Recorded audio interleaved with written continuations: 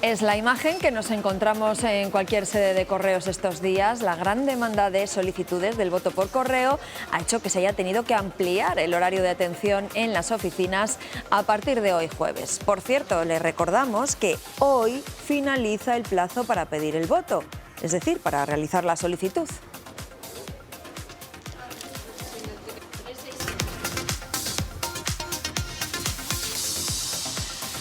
Hola, ¿qué tal? Eso sí, aún tendrán una semana más hasta el día 20 para poder votar por correo.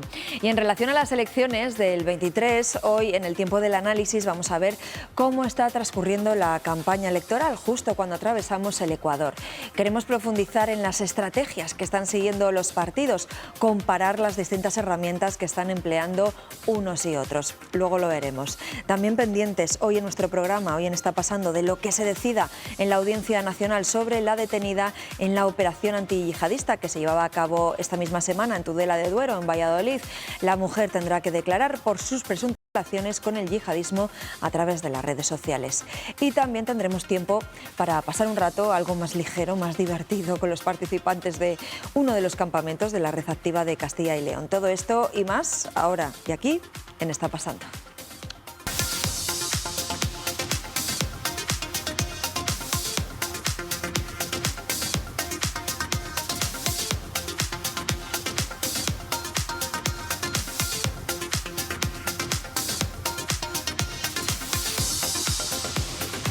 Hoy es el último día para pedir el voto por correo, para solicitarlo, repito, para votar aún queda una semana y eso está originando una gran afluencia de gente en las oficinas de correos. Eduardo. Es ya, Pilar, uno de los hitos de las novedades de estas elecciones. Se ha disparado ese voto por correo. Ya hay más de 2 millones de españoles que han solicitado votar de esta manera. Podrían llegar a 3 millones y sean los que sean, hoy es el último día para solicitarlo. Correos ha ampliado plantilla y horario. Nos vamos a una oficina de León. Thais Lozano, buenos días. ¿Hay más cola de lo habitual?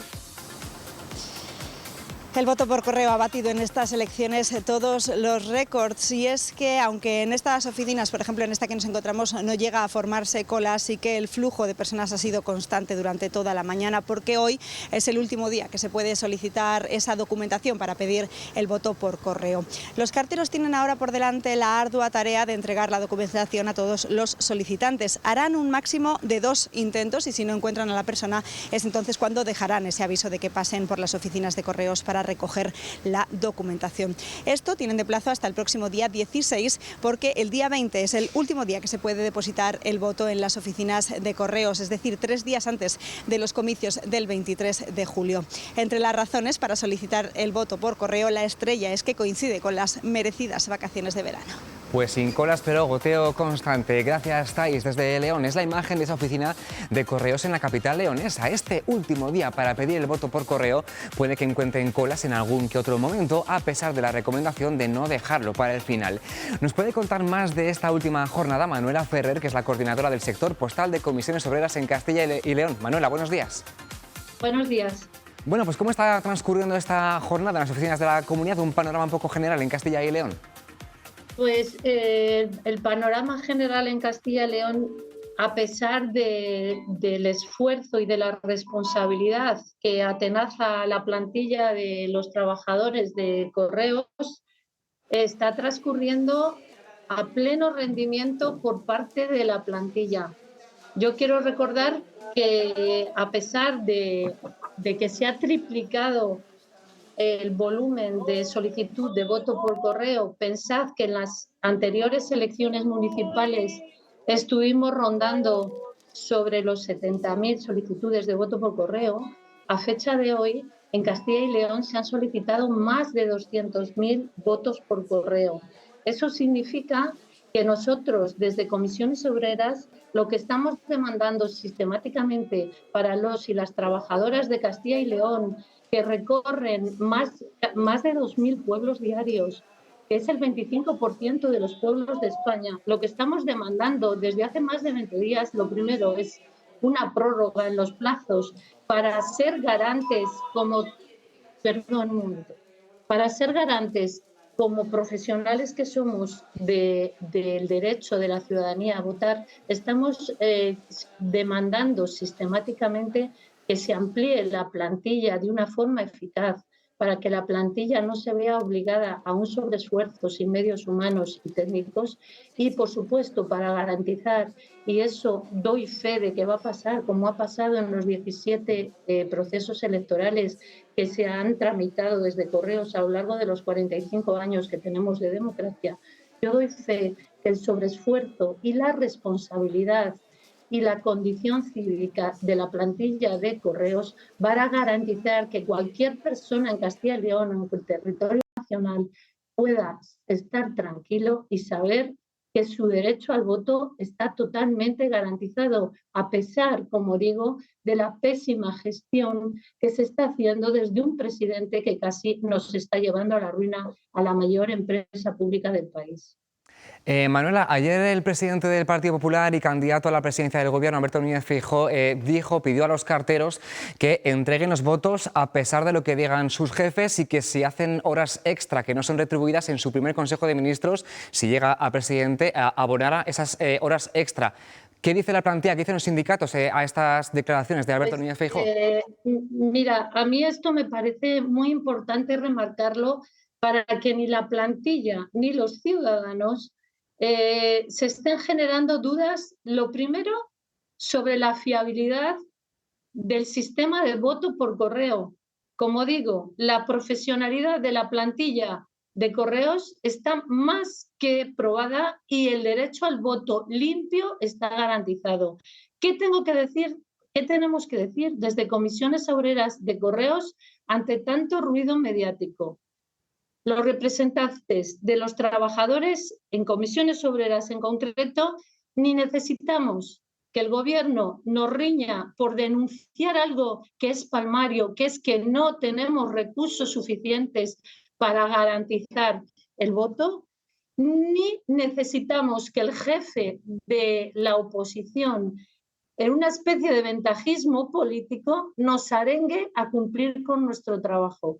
Esto lo quiero dejar claro porque no podemos permitir ni el ventajismo político ni la reprensión por cumplir con nuestra obligación, que es la defensa de los intereses de los trabajadores y, en cierta medida, cómo no, la defensa y la garantía de que los ciudadanos pueden cumplir con su derecho a votar, estén en el punto que estén. Y damos fe de que así va a ser. Pues Manuela Ferrer, coordinadora del sector postal de Comisiones Obreras en Castilla y León, gracias, ánimo estos días con esos votos que se han triplicado, el voto por correo en Castilla y León, de cara a esas generales. Gracias, un abrazo. Muchas gracias y buenos días. Gracias. Bueno, y tenemos que lamentar que ha muerto otro de los ocupantes del vehículo que fue arrollado ayer por un tren en un paso a nivel de la provincia de Lugo. Con él son ya dos los jóvenes fallecidos, ambos leoneses de 21 y 19 años. El tercer pasajero, de 22 y natural de La Bañeza, continúa herido de gravedad. Los tres eran alumnos de formación profesional del Centro Tecnológico Industrial de León y desde mayo estaban haciendo prácticas formativas en la empresa Telice, una contrata de Adif. La Guardia Civil sigue ahora investigando las causas de este accidente ferroviario en Lugo. Y más asuntos. Hoy declara en la Audiencia Nacional la mujer detenida el pasado martes en Tudela de Duero, en Valladolid, por un supuesto delito de yihadismo. Esta mañana ha sido trasladada a las dependencias del tribunal que investiga los delitos de terrorismo. La detenida, en el marco de una operación antiyihadista, estaba llevando a cabo un proceso de autoadoctrinamiento a través de las redes sociales. La delegada del Gobierno en Castilla y León insistía ayer de nuevo que en la intervención en Tudela, en la provincia de Valladolid, no se encontraron explosivos.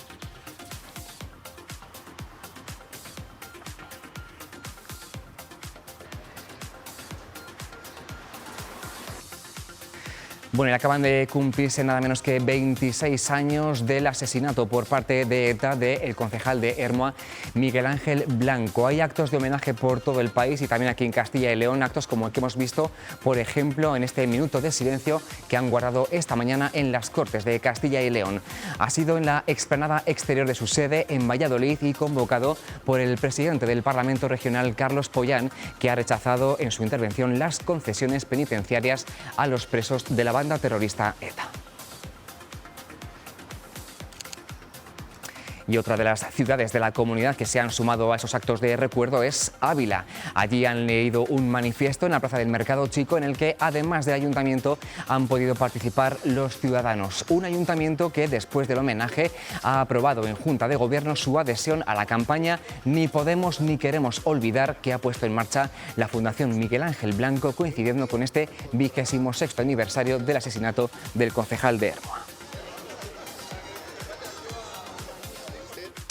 Bueno, y a esta hora de la mañana ya ha terminado el Consejo de Gobierno de la Junta de Castilla y León. Como siempre, estamos preparados para escuchar las primeras palabras del portavoz, que informa ya de los acuerdos adoptados esta mañana. A través de la cátedra que dispone la Universidad de Transparencia y Gobierno Abierto. 1 millón de euros a financiar el plan de formación de la Fundación Santa Bárbara. Durante el periodo 23-25 son 13 acciones formativas en las que podrán beneficiarse 195 trabajadores. 475.000 euros para ayudas por los daños en viviendas en los incendios del pasado verano. Este es el cuarto paquete de ayudas en este ámbito. Recordarán ustedes que se sacó una convocatoria para ayudas en daños causados en edificaciones y en enseres de particulares con motivo de los incendios. Fuimos resolviéndolas para ser más ágiles a medida que se presentaban estas solicitudes y se iban complementando y completando. En este caso, pues como siempre, el portavoz de la Junta, Carlos Fernández Carrido, informa de esos primeros acuerdos adoptados en la Junta de Gobierno, en el Consejo de Gobierno de la Junta de Castilla y León. Pueden seguir esa rueda de prensa en directo escaneando ese código QR que tienen en su pantalla. Y en otra reunión, la del primer pleno del Ayuntamiento de Soria de la nueva legislatura, el único punto del orden del día ha sido la bandera LGBTI. El consistorio la suele colocar durante un mes en torno a la fecha del orgullo, el 28 de junio, y hoy Vox ha pedido a Beatriz Chasco que la retiren. Sí, los dos concejales de Vox del Ayuntamiento de Soria han presentado esta mañana una moción en el Pleno del Ayuntamiento para pedir que se retire la bandera LGTBI de la fachada del Ayuntamiento. Argumentan que la colocación de esta bandera es una acción partidista y excluyente que privatiza el espacio de uso común. Por su parte, el Ejecutivo Municipal ha argumentado que la colocación de esta bandera siempre se realiza con motivo del Día Internacional del Orgullo LGTBI y que se mantiene durante un mes. Pues gracias, Beatriz Chasco, desde el Ayuntamiento de Soria. Movimientos de los partidos políticos que están, como saben, otra vez en campaña electoral ahora de cara a las generales del 23 de julio. Movimientos, propuestas, también emociones a las que aluden en esta campaña electoral. Pilar, que vamos a analizar desde ese punto de vista, las emociones en los electores. Sí, llevamos 7 días de campaña electoral, solo una semana, aunque la sensación es que llevamos más tiempo y en realidad es así, porque no hace ni 2 meses que acudimos a las urnas, vamos encadenando campañas y con ellas los mensajes y los actos electorales. Esta está siendo una campaña atípica por cuanto transcurre en verano, en pleno mes de julio, con menos mítines, pero en la que ha recuperado protagonismo la televisión. ¿A qué están apelando los partidos? ¿Qué estrategia están siguiendo? Bueno, pues lo vamos a analizar a continuación con nuestros invitados. En el plató está el politólogo Pedro Villanueva. Pedro, gracias por estar con nosotros. Buenos días. Que además que siempre que te llamamos siempre acudes, así que muy agradecidos de que estés con nosotros. Igualmente, muchas gracias. También politóloga, pero nos atiende por videoconferencia, Ana Salazar. Ana, gracias por estar con nosotros. Gracias a ustedes, un placer. Un placer tenerte con nosotros. Y también tenemos hoy como experto al sociólogo Miguel Vicente. Miguel, gracias por atendernos. Hola, muy buenos días, un placer. Bueno, vamos a poner en situación a los espectadores, pero antes yo os voy a lanzar una pregunta. ¿Cómo estáis viendo la campaña electoral, esta campaña electoral del 23 de julio? Pedro. Bueno, pues parece una campaña, como bien decís, atípica, pero al final estrategias las mismas, el conflicto, ¿no?, latente que hay en la sociedad se traslada también a ese campo político, ¿no? Y sí que, claro, el tema de que sean vacaciones, todo lo que hemos hablado del calor, cómo va a afectar, ¿no?, cómo va a ser ese punto de partida y luego el voto por correo, ¿verdad? Que ya anticipábamos que iba a haber mucho voto por correo, estamos llegando casi a los 3 millones y aparte de esto también hemos visto un debate muy seguido, ¿no? 11.400.000 personas que siguieron el debate en comparación con otros que se han realizado, pues tiene un seguimiento mayor, con lo cual, oye, la gente está implicada para tener en cuenta que en un principio la gente no quería participar o se veía una disposición negativa por parte de la sociedad a estas elecciones. Te pregunto a ti también, Ana, ¿cómo estás viendo la campaña? ¿Qué te está pareciendo? Pues mira, me está pareciendo, Pilar, me está pareciendo una campaña que en general está siendo un poco sucia, un poco bastante sucia. Creo que se están utilizando todas las lonas que se han puesto sin firmar. Creo que el hecho de que empresas privadas entren a formar parte de la campaña política lanzando sus mensajes, me parece que estamos distorsionando el propio concepto de una campaña electoral y el propio concepto democrático. También veo otros cambios en esa campaña electoral atípica que estamos comentando, por el tema del calor, por el tema de la fecha, obviamente. Lo comentabas tú al principio, ¿no? Es una campaña donde se ha desplazado un poco el meeting o se han cambiado de hora. Estamos viendo en Andalucía, por ejemplo, estamos viendo mítines a las 10 de la mañana, porque a otra hora sería imposible hacerlo. Y sí estamos viendo cómo las estrategias de medios de los partidos políticos están mucho más enfocadas a la televisión y a las redes sociales. En cualquier caso, me parece una campaña que está siendo bastante interesante, una campaña que parece que está abierta aún, que ha estado abierta durante los pocos días que llevamos de campaña, que ha tenido un debate, a mi juicio, bastante decisivo, pero que seguimos teniendo encuestadoras que nos dejan un escenario abierto, así que creo que a la campaña le queda recorrido y que es interesante seguirla. Le voy a preguntar también a Miguel, ¿el hecho de que transcurra en pleno mes de julio, en verano, está aportando diferencias con respecto a otras campañas? Quizá aporte alguna diferencia en cuanto al seguimiento, a la implicación que pueden tener la ciudadanía, sobre todo cambios en cuanto a los hábitos de consumo y de implicación en términos de la campaña política. Por supuesto, pues hay que ajustarse al momento en el que se desarrolla esa campaña, pero al mismo tiempo estamos viendo indicadores de un elevado grado de movilización. Se está sobre todo haciendo más y más visible a través del voto por correo, pero bueno, lo que parece bastante evidente es que las previsiones más pesimistas que podían anticipar o defender un descenso de la participación, pues probablemente parece que no están bien encaminadas. Es decir, hay voluntad de participación, voluntad de votación y parece que el grado, el porcentaje de participación pues se mantendrá elevado en ese aspecto. Y además, pues la concatenación con las elecciones municipales y autonómicas de finales de mayo pues ha convertido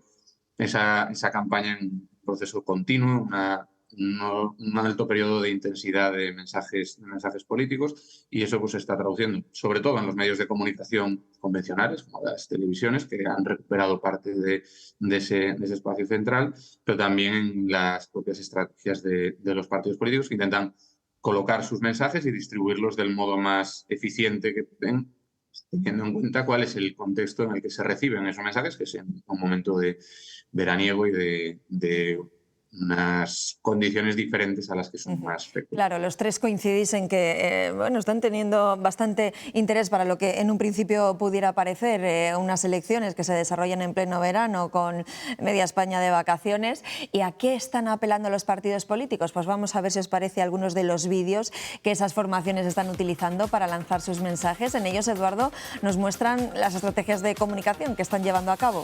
Algunos apelan incluso a eso, a votar en plenas vacaciones veraniegas. Pilar, esta próxima medianoche la campaña electoral llega a su ecuador. La primera semana ya nos ha dejado varias muestras de cómo los partidos apelan a las emociones para movilizar a los electores y no siempre a las mismas emociones. Esa es una de las claves. Vamos a empezar, por ejemplo, por el Partido Popular, que para contrarrestar el efecto que pueda tener unas elecciones en plenas vacaciones de verano, tira de imaginario colectivo en su campaña Verano Azul. Escuchamos un poquito. Albertito, luego Alberto. En el colegio me llamaron Núñez, después volví a Alberto para ser conocido hoy por la mayoría como Feijóo. Mi equipo me ha convencido de que es bueno que conozcáis mejor a la persona que hay detrás de Feijóo. Bueno, en la primera parte del vídeo, al ritmo de la famosa sintonía de Verano Azul, la serie de televisión viene a decir que vale la pena votar en julio si es para que a la vuelta de vacaciones haya un cambio. Esa segunda parte es el toque más emotivo que lo pone otro vídeo en el que el propio Alberto Núñez Feijóo narra en primera persona su propia vida. El del PSOE, con un tono también serio y trascendente, presenta en su vídeo de campaña a una mujer que resume los principales logros del actual gobierno. Eso y mucho más, los cambios que ha vivido el país desde los tiempos de nuestros abuelos. Adelante es el lema que pide que no se queden ahí las cosas. Lo mismo, pero con otras palabras y en un lenguaje más desenfadado, dicen los ministros en un vídeo que el partido lanzó el pasado martes en las redes sociales.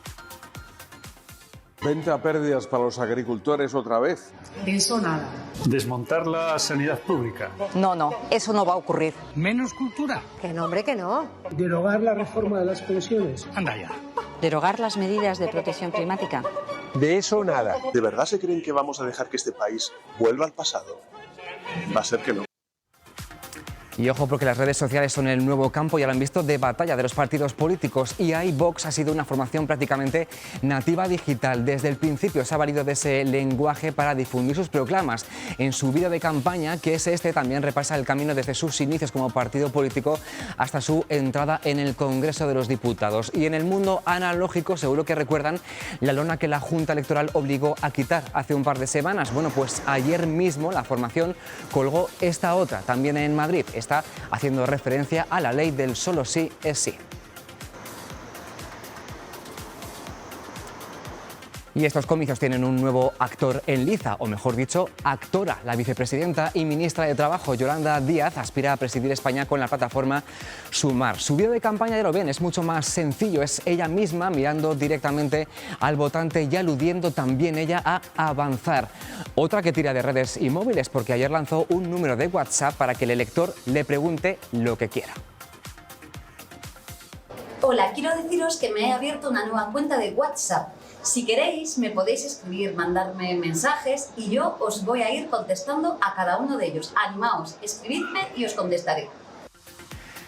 Pues ya lo ven, nuevas formas de hacer campaña cada vez más extendidas, entre las que podemos añadir también la presencia de los candidatos en televisión, en programas de entretenimiento, ojo, en podcast, entrevistados por creadores de contenido o la aparición en escena de expresidentes del gobierno. Pilar. Bueno, pues en esos vídeos ya se ve muy bien, ¿no?, la estrategia que está siguiendo cada partido, ¿no?, de acuerdo pues a sus intereses, a sus objetivos. No sé, ¿qué os gustaría destacar de lo que acabamos de ver, Pedro? Podríamos tener 5 programas para analizar todo sí, esto. todos, ¿verdad? Pero hay que tener en cuenta siempre que estos vídeos, estos recursos de marketing los utilizan y los hacen expertos, ¿no? Entonces, el corazón es el guardián del cerebro. Al final somos seres emocionales y apelamos a esas emociones. Tal como Aristóteles, que eran los grandes expertos en política, está ese ethos, que sería esa parte de credibilidad que tiene que tener un candidato, el logos, que serían los datos, pero son con un porcentaje muy pequeño, y el más importante, el pathos, que sería la apelación a lo emocional. Al final, en todos estos vídeos, la emoción tiene ese 65%, ese 70% del total, ¿no? También, claro, ¿qué buscamos aquí? Al final es como la pirámide de Maslow, ¿verdad?, esta de supervivencia, ¿no? Lo primero que buscamos es, ¿te cae bien o te cae mal quien estás viendo, ¿no? Es el primer punto de entrada, es decir, que ese mensaje te llegue y te atraiga la atención. El segundo sería supervivencia, ¿no? Es decir, verdaderamente necesito más dinero, estoy bien, no estoy bien. Y luego los dos puntos más importantes en esta campaña, como comentaba la compañera, que es una campaña, pues eso, conflictiva, ¿no?, por decirlo así, sería por un lado el resentimiento. Es decir, yo voto en contra porque estoy en contra de este grupo, o porque me cae mal este, o bien porque soy de este partido y no he visto mis fines llevados a cabo. Y luego también el miedo a que venga el otro, ¿no? Vemos esos vídeos en el que se apela desde un partido u otro a ese miedo a que venga este quitándome mis derechos, o venga este otro cambiando las cosas. Eso sería un poco por encima lo que podemos decir en escaso tiempo. Claro, todo esto de las emociones, ¿verdad, Ana? Como estaba explicando Pedro, se ve muy bien. Por ejemplo, en el vídeo de Verano Azul del Partido Popular, pues habla de de la faena, ¿no?, que supone votar en pleno mes de julio, pero que puede ser una oportunidad para cambiar el gobierno, pero eso, también apelan luego a la confianza también con Feijóo, también hay en el vídeo de Vox muy personalista, con Santiago Abascal ahí protagonizando ese vídeo. Bueno, ¿cómo lo ves, Ana? ¿Cómo has visto estos vídeos, estos ejemplos, apelando cada uno a los objetivos a los que quieren llegar? Sí, la verdad es que los vídeos en general están muy bien aterrizados, son contenidos que están estudiados cada uno para su público y cada uno con un objetivo diferente. Si nos fijamos en el vídeo del Partido Popular, el Partido Popular está haciendo una campaña personalista, una campaña de marca candidato, que solemos llamar, y su vídeo lo ha centrado en la figura de Feijóo, ¿no?, el que estábamos viendo. Estaba humanizando, ¿no?, quién es la persona que está detrás de Feijóo, a qué persona voy a votar. Y como apuntaba también Pedro, esto va mucho de quién me cae bien, quién me cae mal, y en estas elecciones, en esta contienda electoral, hay un elefante encima de la mesa, uno de ellos que es, bueno, pues cómo el presidente de gobierno puede caer personalmente en diferentes sectores sociales, ¿no? Yo creo que el Partido Popular, bueno, ha hecho un vídeo acorde a su campaña, dándole mucho más peso y más valor a la figura del candidato. En el Partido Socialista vemos todo lo contrario. Un vídeo, un spot de campaña que nos recuerda mucho a los spots anteriores de elecciones de hace otros años, como las elecciones de 2011, creo recordar, 2008, creo recordar, en las que son mucho más corales, vídeos más corales, en el que el candidato no aparece. Si bien ese segundo vídeo, el que hemos visto en posición vertical, es un vídeo que ya sí intenta acercarse a unos nuevos códigos de comunicación, los códigos que se están utilizando en TikTok, por ejemplo, o los códigos audiovisuales que se utilizan en Instagram, en los Reels, que bueno, vienen a ser un poco los mismos, ¿no? Pero es un vídeo que pretende encontrar la viralidad. Y volvemos a verlo de nuevo, un vídeo coral. Aparece el candidato a la reelección, pero no deja de ser un vídeo coral. Los vídeos de Vox y de Sumar, bueno, pues estamos en las mismas circunstancias, son vídeos muy personalistas, porque entienden que el principal valor de la candidatura es el candidato o la candidata. Si bien la diferencia es que mientras que Vox apela a la épica, Vox está teniendo también muy buena postproducción, en sus vídeos. Los está terminando con una calidad bastante interesante. Y mientras que ella hace una postproducción mucho más sencilla, mucho más de material de usar y tirar, que llamamos, ¿no?, enfocado a redes sociales. Por cierto, Ana, que no lo hemos visto aquí, pero hay un vídeo muy curioso y podemos hablar también un poco de a quiénes va dirigido, porque claro, no todos los vídeos o no todos los mensajes van dirigidos al mismo público, pero hay un vídeo que ha publicado Sumar, un vídeo que vamos a ver, lo vemos y lo comentamos porque se ve muy bien, ¿no?, que no va dirigido a un público en general, sino que va dirigido a un público muy determinado. Vamos a verlo, vamos a verlo.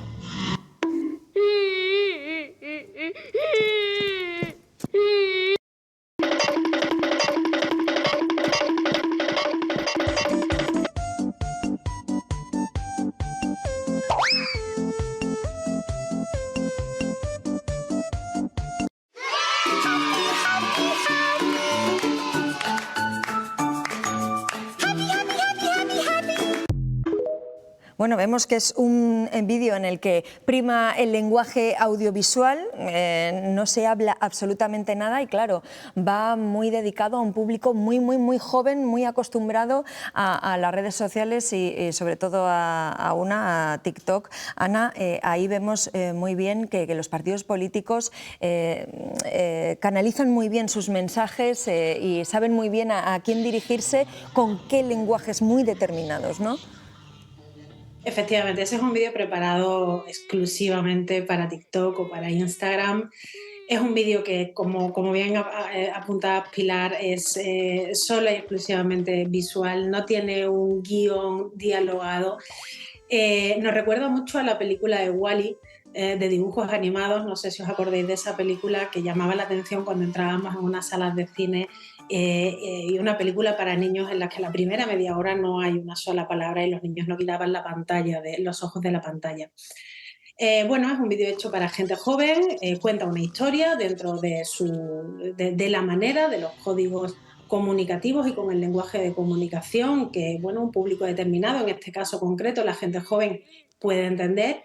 Es un vídeo, bueno, divertido, es diferente, llama la atención. Hoy estamos hablando aquí de él, pero también entiendo que ese vídeo sacado de la plataforma por la que se lanza es muy difícil de entender, ¿no? O sea, ver gatitos disfrazados de frutas es complejo de digerir por una amplia mayoría. Bueno, efectivamente, eso forma parte de la estrategia, eso se diseña en estrategia, es decir, vamos a hacer un vídeo para jóvenes, ¿qué le damos? ¿Cómo llegamos a ellos? ¿En qué idioma hablan? Hablemos nosotros en el mismo. Claro. Miguel, ¿qué opinas? Claro, los partidos políticos tienen que trabajarse, ¿no?, los distintos públicos objetivos y tienen que hablar como hablan esas personas, esos colectivos, ¿no? Efectivamente, las estrategias de comunicación de los partidos políticos tienen que enfocarse a diferentes públicos con diferentes características, por lo tanto es normal que desarrollen diferentes tácticas y diferentes lenguajes.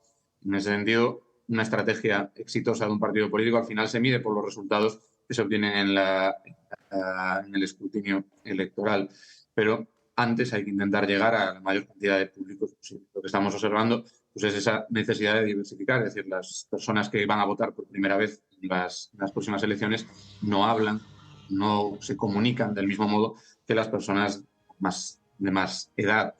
Ambos, el peso que tienen su voto es exactamente el mismo y, por lo tanto, los partidos políticos que aspiran a tener representación parlamentaria necesitan llamar a todas esas fuerzas. Pueden priorizar unos estilos, unos mensajes sobre otros, pero desde luego vamos a ver intentos en diferentes niveles, con diferentes grados de éxito y de profesionalidad en cuanto a la producción, pero vamos a ver estrategias diversificadas. Es la única manera que pueden tener estos partidos de intentar arañar votos en unas elecciones que están marcadas por la división en dos bloques y porque lo que se está sustanciando en gran medida pues es la posibilidad de que un bloque sobrepase el umbral de la mayoría absoluta y mediante una coalición, mediante un pacto, cambie el signo del gobierno actual, o la otra opción sería un mantenimiento. Eso se aprecia perfectamente en los mensajes que están en la estrategia discursiva que están planteando la mayor parte de los partidos políticos.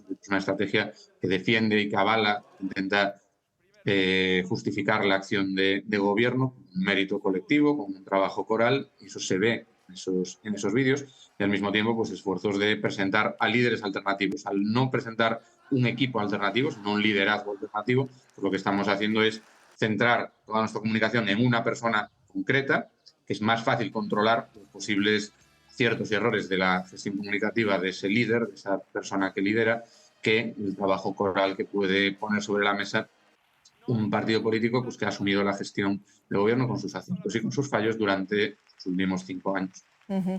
Además está siendo una campaña pues, de menos mítines, de menos actos grandes, dirigidos a públicos grandes. Me imagino que también porque, claro, estando en las fechas en las que estamos, no sé si los partidos políticos también tienen miedo de no poder llenar, de no tener ese poder de convocatoria, pero también hay cierto grado de preocupación de que la gente esté cansada de tanta campaña electoral y de ir muy seguidamente a votar, de cansar al ciudadano. Y entonces han decidido, bueno, vamos a hacer una campaña electoral un poquito más light. Pedro, ¿cómo lo ves? No obstante, los debates y lo que son los mítines estamos viendo que están perdiendo fuerza, igual que, por ejemplo, en cultura lo que son las presentaciones y demás, ¿no? En este caso, lo que se atisba pues, es otro tipo de política más desarrollada ya a este tiempo actual en el que estamos, y si nos fijamos en el detalle es que cuando vamos a ver un mitin, muchas veces la gente que va al mitin no es como antes que iba todo el mundo, ahora va quien es de esa afinidad política, ¿no? Y tenemos en estos vídeos una parte que serían los dos grandes partidos, que serían partidos atrápalo todo, es decir, son muy generales, ¿no? Generalistas en el sentido de que van dirigidos a todo el público, y los extremos, si nos fijamos, tienen más ideología, ¿verdad? Tanto Vox como Sumar van dirigidos a un grupo determinado y quieren captar esos votos en ese grupo determinado, porque también puede ser una estrategia errónea, ¿no? Si no consigues que tu vídeo funcione como esperas, te vas a llevar el chasco fiasco, ¿no?, en las urnas luego. Entonces, pues bueno. Le voy a preguntar también a Ana. Ana, eso, los partidos políticos han tenido que buscarse también nuevas estrategias en esta campaña electoral para no cansar al electorado, para no cansar a los ciudadanos, teniendo en cuenta las fechas en las que estamos. Yo creo que más que para no cansar a los ciudadanos es para no cansar a sus propias bases, a su propia militancia. A los mítines no es habitual que un ciudadano medio vaya a pasar una tarde a un mítin o una mañana a un mítin. No es lo habitual. Hay quien lo haga, ¿no? Pero lo normal es que los mítines se llenen de militancia y bases de los diferentes partidos. Los mítines, yo creo que de una manera directa un mítin no es una herramienta para conquistar el voto. Sí lo es indirectamente, porque con un mítin conseguimos dos objetivos. Uno, que es que la militancia salga fuerte, que salga con el ánimo levantado, que tenga los mensajes bien definidos y que después cuando salga a la calle en su día a día, en su puesto de trabajo, tomando una cerveza con los amigos, dando un paseo, es decir, pueda replicar o pueda defender, pueda tener argumentos para defender a su partido, para convencer y para persuadir en el voto, en el tú a tú, ¿no? en la micropolítica. Y después también otro de los objetivos que persigue el mitin es el de ocupar espacios televisivos.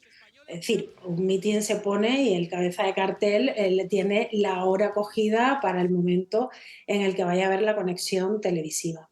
Con lo cual, si el primer objetivo, digamos que lo puedes cumplir con un gran meeting al inicio de campaña o en la pre-campaña, y el siguiente va a ser, el segundo objetivo es el ocupar espacios televisivos, bueno, pues teniendo en cuenta las temperaturas que tenemos, los espacios televisivos se pueden cubrir de muchas maneras, ¿no? Y además en otro tipo de espacios, en espacios pues más de entretenimiento, más, pues que nos permitan jugar a esa política de las emociones, mostrando a los candidatos de una manera mucho más humana, con más sentido del humor.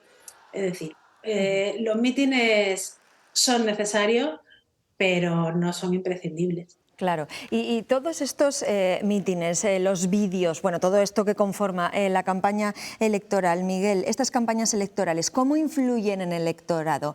¿En realidad sirven para que el ciudadano decida su voto, el que, por ejemplo, no lo ha decidido? ¿Cuáles son las consecuencias que tienen estas campañas electorales? ¿Se han medido? ¿Se pueden medir?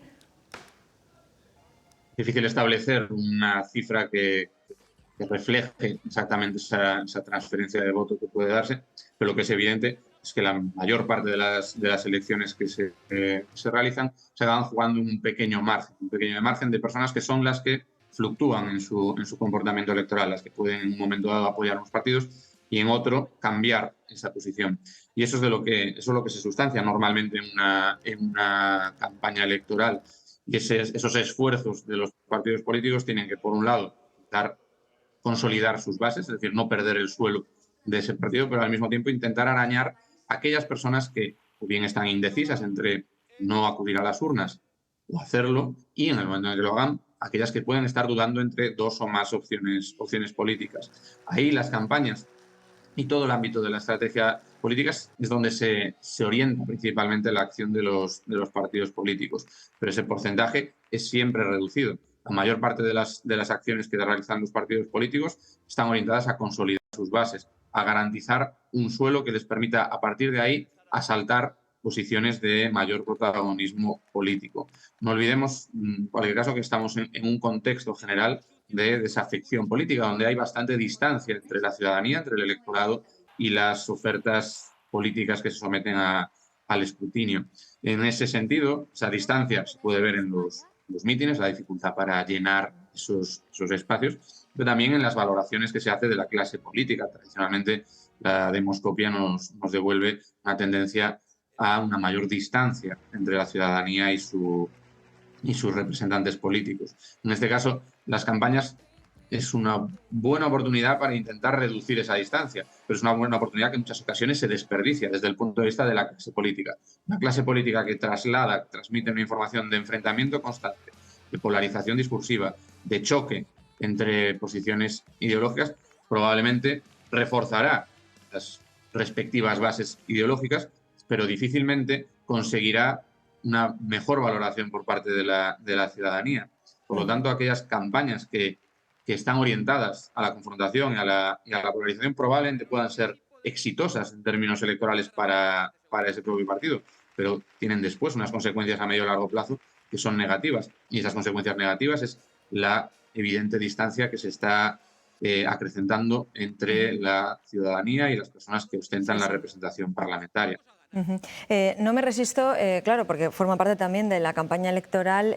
Bueno, pues ya saben ustedes que los medios de comunicación organizamos debates y, claro, no me resisto a preguntarte, Pedro, por el cara a cara que se celebró esta semana, el lunes, entre Pedro Sánchez y el líder de la oposición, entre Feijóo. ¿Cómo lo viste? ¿Qué te pareció? Dejando las opiniones personales, ¿sí?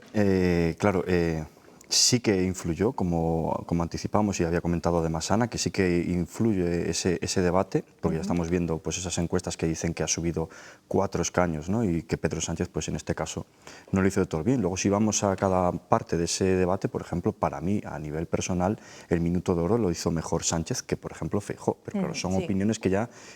Luego, el tema del debate, cómo fue expuesto y demás, a mí me hubiese gustado, más que un cara a cara, uno más amplio, ¿no? Más coral. Exactamente, de tener que elegir, porque así la gente tiene más claras esas preferencias. Ahora sí, hablaron pero no comunicaron, es decir, estamos hablando todo esto de las emociones y al final no despertaron emociones en el ciudadano, ¿no? En el sentido de que qué es lo que me has aportado para que yo crea que tu opción o tu proyecto sea el que yo tengo que elegir, ¿no? A la hora de ir a votar. Entonces hemos visto eso, hablar pero poca comunicación, muy embarullado, demasiado rápido, quizá, demasiado rápido, y luego hubo temas que habría que haber tocado mucho más. Y hubo alusiones también personales entre los dos candidatos que no se han hablado en los medios de comunicación y deberían comentarse, porque hubo alusiones al tema económico, por ejemplo, que habría que decir, ¿qué has querido decir con esto?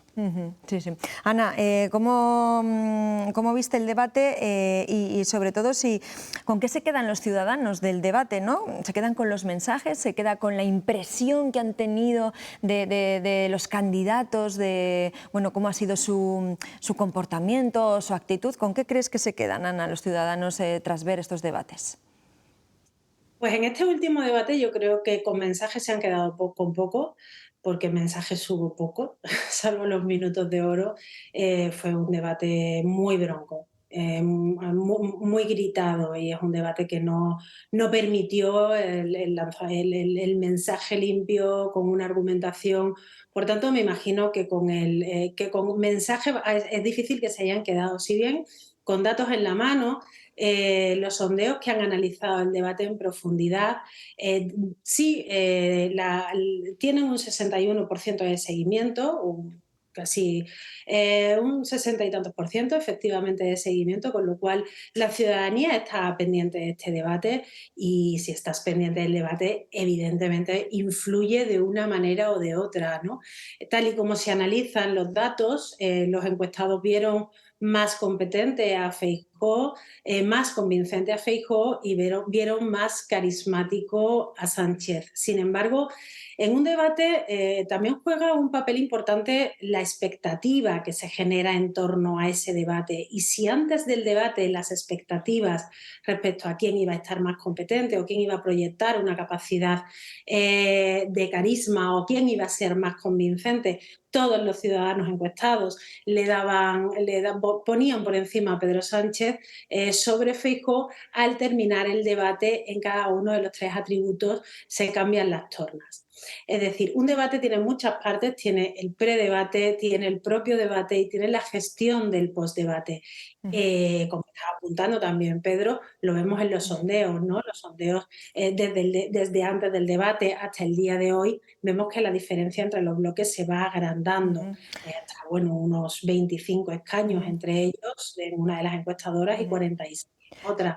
Es decir, el debate sí ha funcionado, y yo creo que evidentemente ha apelado mucho más a la parte emocional, porque lo que estuvimos viendo allí, emociones no positivas, pero sí emociones.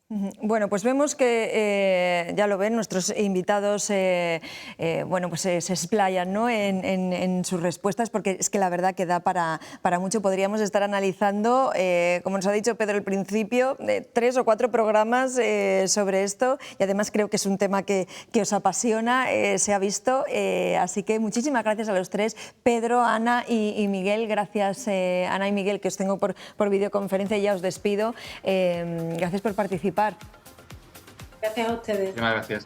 Y Pedro, que creo que vas a estar por aquí el día 23 en el programa especial que hará Castilla y León Televisión, así que... Nos veremos, ¿verdad? Nos veremos. Seguiremos con lo mismo, la gente ya dirá, entran en bucle, estos entran en bucle. Pero al final, a ver, nos afecta, somos animales políticos, no nos queda más que entender que la política nos afecta en cada cosa, ¿no? Eso es, y que hay que elegir unos representantes políticos y en juego está nuestro futuro. Son nuestros derechos, así que eso es. hay que ejercer. Pedro, gracias, nos vemos. Gracias. Vamos a hacer una pausa para la publicidad, enseguida volvemos. Hasta ahora.